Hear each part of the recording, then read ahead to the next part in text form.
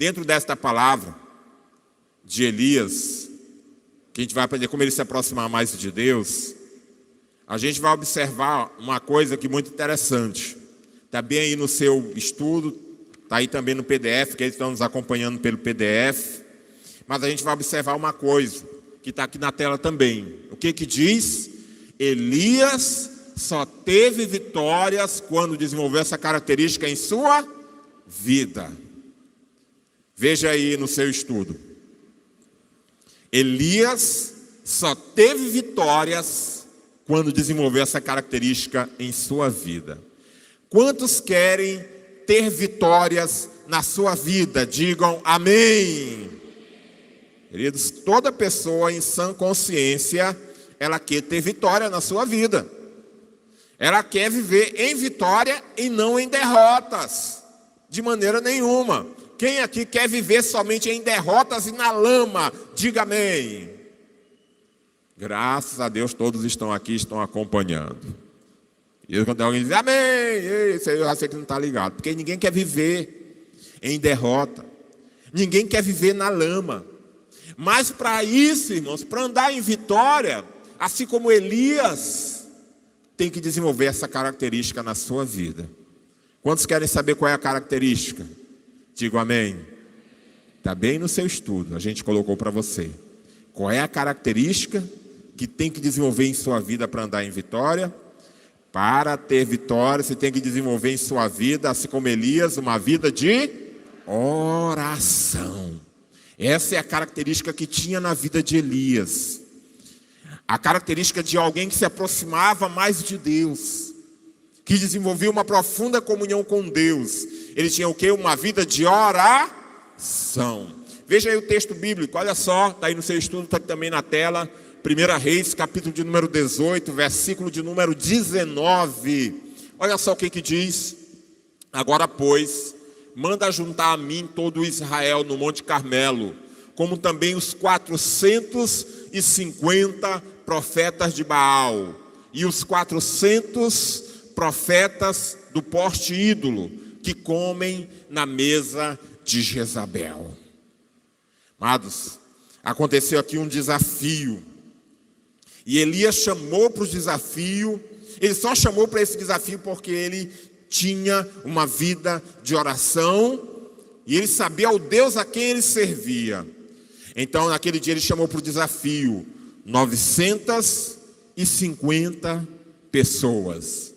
Mas não eram pessoas comuns. Eram profetas. Diz aqui a Bíblia que eles eram 450 profetas de Baal. Quem era Baal? Era um deus ídolo, não era o Deus verdadeiro. Era um demônio que era adorado naquela época, mas que também fazia milagres.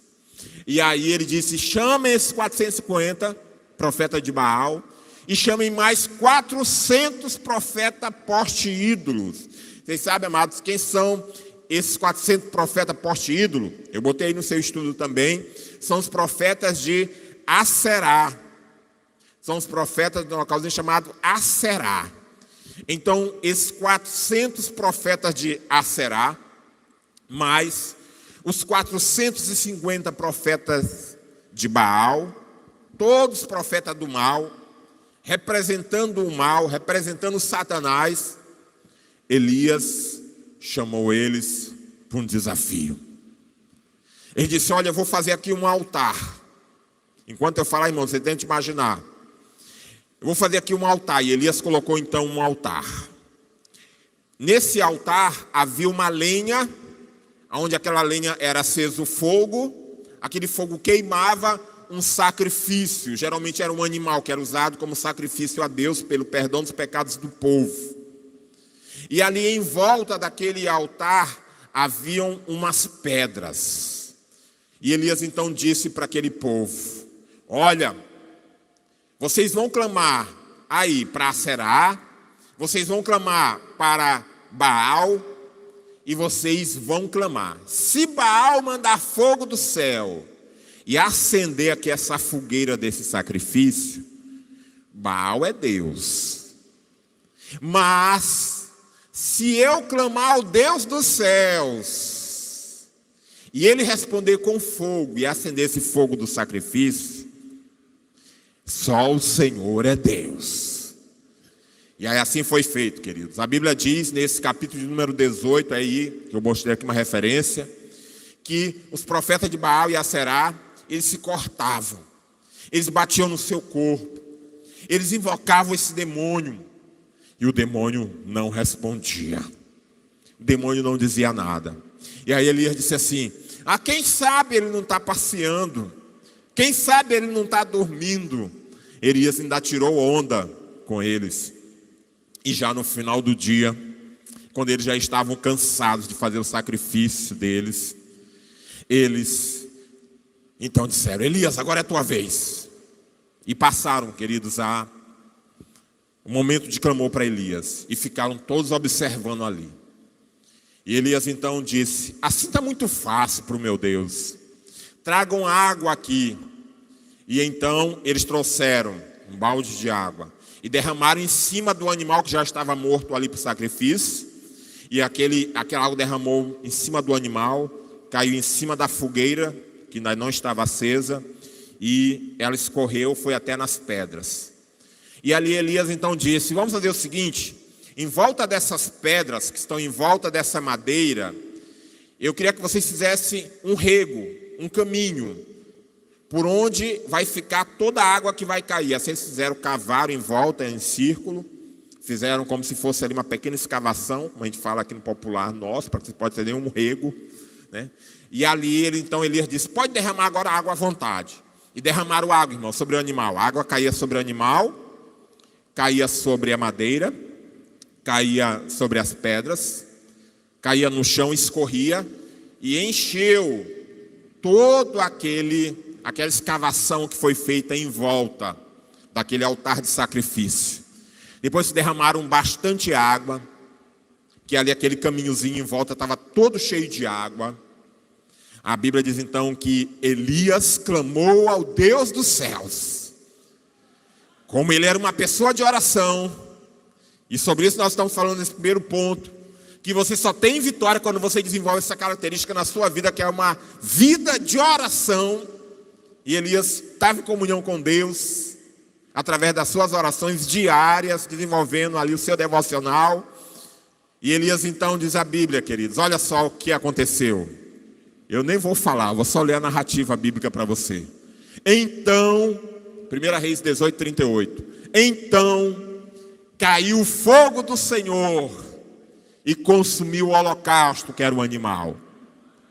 Consumiu a lenha que ia ser acesa, foi acesa pelo Senhor. Consumiu as pedras que estavam em volta. Consumiu a terra, queimou a terra que estava ali. E ainda lambeu a água que estava no rego. Bebeu toda a água, irmão. Você consegue imaginar a dimensão espiritual disso, irmãos? Naquela hora, aqueles 950 profetas, sendo 450 de Baal e 400 de Aserá, eles, sabe o que aconteceu? Eu vou ler o outro versículo para você. 1 Reis 18, 39. O que vindo todo o povo caiu de rosto em terra e disse: o Senhor é Deus.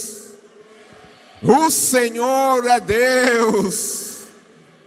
Aleluia, louvado seja Deus. O Senhor é Deus, irmãos. Eles viram ao Deus verdadeiro que eu e você também servimos. Quem serve esse Deus aí, diga glória a Deus. Aleluia. Esse Deus, ele nunca vai te abandonar. Esse Deus, ele nunca vai te desamparar. Esse Deus está contigo, assim como ele estava com Elias. Mas você precisa estar com ele. Você precisa desenvolver uma vida de oração, assim como Elias, e te aproximar todos os dias aos pés do Senhor e dizer: meu Senhor, aqui estou eu.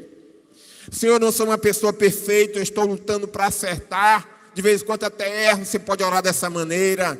Mas eu sei ao Deus a quem eu sirvo.